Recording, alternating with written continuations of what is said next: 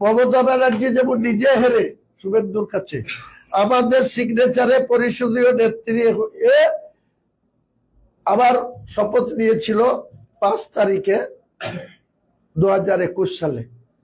সেই নির্লজ্জ মমতা ব্যানার্জি আমাদের সিগনেচারে পরিষদীয় নেত্রী হয়ে পরে জিতেছে, কিন্তু প্রথমে তো আমাদের সই লেগেছিল। সে আমাদেরকে প্রকাশ্য বলে আমি একাই 100। আমি আজকে মমতা ব্যানার্জিকে আর অমিত শাহকে দুজনকে বলছি হুমায়ুন কবির একাই 100।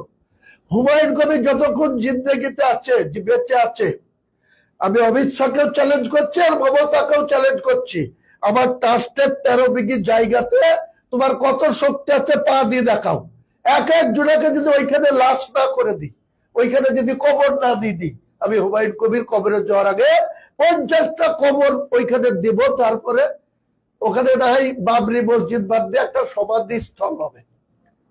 যেমন গির্জা থাকে, আমাদের কবরস্থান থাকে, চার্চের অনেক কবরস্থান থাকে, এই গোকর্ণতে আছে দেখেছি অনেক কবর। এই কৃষ্ণনগরে যান, কৃষ্ণনগরের রেল লাইন দিয়ে যারা যায় দেখেন কত সমাধি আছে।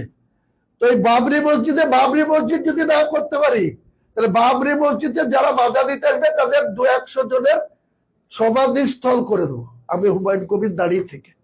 আমি চ্যালেঞ্জ করছি অমিত শাহকে, আমি চ্যালেঞ্জ করছি মমতাকে। মুসলমানদেরকে উস্কানো, মমতা ব্যানার্জি মুসলমান তোমার 7 গোষ্ঠীর খাটাস হয়, তুমি মুসলমানকে দিয়ে বিজেপিকে আটকাবা। তোমার শক্তি থাকে তো 200টা সিট আছে হিন্দু মেজরিটি, প্রায় 82 থেকে 100% মেজরিটি হিন্দু সিট আছে, তার মধ্যে তুমি এত মন্দির করে বেড়াচ্ছ। তুমি জিতো না, হিন্দুদের ভোটে জিতে তুমি বিজেপিকে আটকাও। মুসলমানদেরকে শুধু উস্কাবা, 3 বার মুসলমানদের ভোট নিয়ে মুখ্যমন্ত্রী হয়ে চালাকি করবা।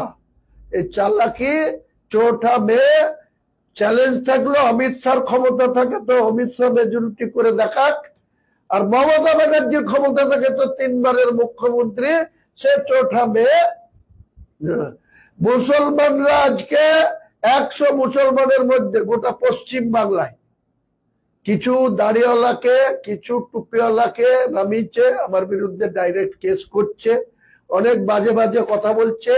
এই দাড়িওয়ালা যে কটা করছে, এই দাড়িওয়ালাকেও আমি যদি বেঁচে থাকি, যে কটা আমার বিরুদ্ধে আজে বাজে কথা বলছে, কেউ আমার বিরুদ্ধে যেভাবে গালিগালাজ দিচ্ছে, আমি আল্লাহকে বড় করে বলছি, আল্লাহকে কসম করে বলছি, আমি যদি বেঁচে থাকি এদেরও আমি জ্যান্ত পুঁতবো, জ্যান্ত কবর দেবো এদেরকে। কোন বাপ আছে তোদের আটকে লাই? তোর কোন অভিষেক বাপ আছে? তোর কোন মমতা ব্যানার্জি, তোর বাপের সাথে কি সম্পর্ক আছে তোদের দেখাবো।